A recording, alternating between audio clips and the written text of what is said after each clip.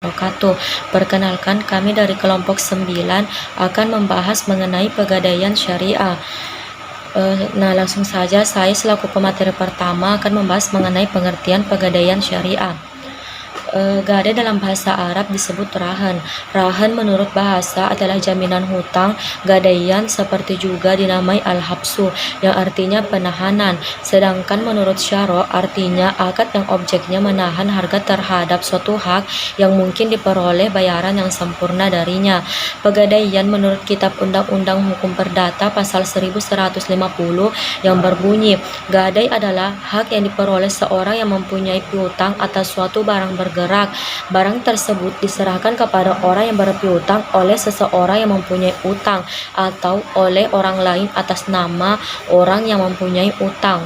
Seseorang yang berutang tersebut memberikan kekuasaan kepada orang yang memberi utang untuk menggunakan barang bergerak yang telah diserahkan untuk melunasi utang apabila pihak yang berutang tidak dapat memenuhi kewajibannya pada saat jatuh tempo.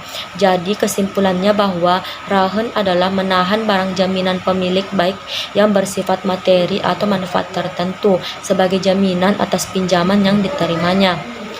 Yang kedua, landasan hukum pegadaian syariah yang terdapat dalam Quran Surah Al-Baqarah ayat 283 yang artinya, jika kamu dalam perjalanan dan bermuamalah tidak secara tunai, sedang kamu tidak memperoleh seorang penulis, maka hendaklah ada barang tanggungan yang dipegang oleh yang berpiutang. Akan tetapi, jika sebagian kamu mempercayai sebagian yang lain, maka hendaklah yang dipercayai itu menunaikan amanatnya atau utangnya, dan hendaklah ia bertakwa kepada Allah Tuhannya, dan janganlah kamu para saksi menyembunyikan persaksian, dan barang siapa yang menyembunyikannya maka sesungguhnya ia adalah orang yang berdosa hatinya, dan Allah Maha mengetahui apa yang kamu kerjakan. Nah, selanjutnya terdapat dalam hadis yang diriwayatkan oleh Al-Bukhari yang berbunyi, dari Abu Hurairah, ia berkata, telah bersabda Rasulullah Shallallahu Alaihi Wasallam, tunggangan yang digadaikan oleh dinaiki dengan menanggung biayanya, dan binatang ternak yang digadaikan dapat diperah susunya dengan menanggung biayanya. Bagi yang menggunakan kendaraan dan memerah susu wajib menyediakan biaya perawatan dan pemeliharaan. Nah, terdapat dalam hukum positif yang pasal 19 ayat 1 huruf Q Undang-Undang Nomor 21 Tahun 2008 yang tentang perbankan syariah disebutkan bahwa kegiatan usaha bank umum syariah antara lain melakukan kegiatan lain yang lazimnya dilakukan di bidang perbankan dan di bidang sosial sepanjang tidak bertentangan dengan prinsip syariah dan sesuai dengan ketentuan peraturan perundang-undangan. Ketentuan inilah yang menurut hemat penulis menjadi dasar hukum bagi bank syariah untuk memberikan produk berdasarkan akad rahan. Selanjutnya, rukun dan syarat gadai syariah. Yang pertama, rukun ar-rahin, yaitu yang menggadaikan. Syaratnya yaitu orang yang telah dewasa, berakal, bisa dipercaya, dan bercakap bertindak hukum. Yang kedua, al-murtahin atau yang menerima gadai, yaitu orang bank atau lembaga yang percaya oleh rahin untuk mendapatkan modal dengan jaminan barang. Yang ketiga, almarhum atau rahan atau barang yang digadaikan, yaitu barang yang digunakan rahin untuk dijadikan jaminan dalam mendapatkan uang. Yang keempat, almarhun bih atau utang, sejumlah dana yang diberikan murtahin kepada rahin atas dasar besarnya tafsiran marhun.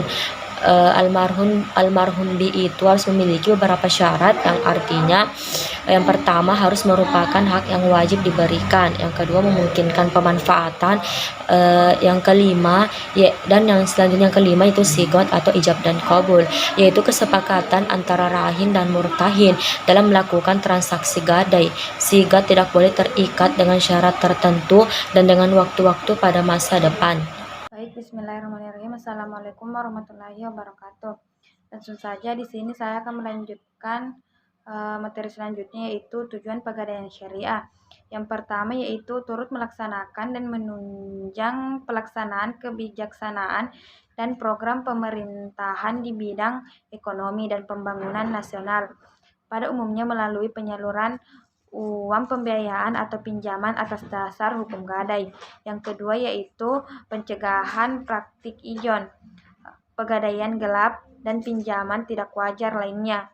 Yang ketiga yaitu pemanfaatan gadai bebas bunga. Pada gadai syariah memiliki efek jaringan pengamanan sosial karena masyarakat yang butuh dana mendesak tidak lagi dijerat pinjaman atau pembiayaan berbasis bunga.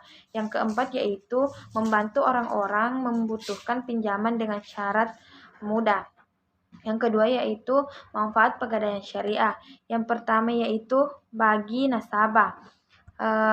Tersedianya dana dengan produsen yang relatif lebih sederhana dan dalam waktu yang lebih cepat dibandingkan dengan pembiayaan atau kredit perbankan. Yang kedua yaitu bagi perusahaan pegadaian. Yang pertama yaitu penghasilan bersumber dari sewa modal yang dibayarkan oleh pinjaman dana.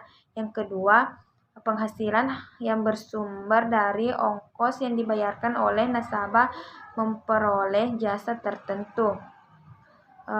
Dan yang ketiga yaitu pelaksanaan misi pegadaian sebagai BUMN yang bergerak di bidang pembiayaan berupa pemberian bantuan kepada masyarakat yang memerlukan dana dengan produsen yang relatif sederhana.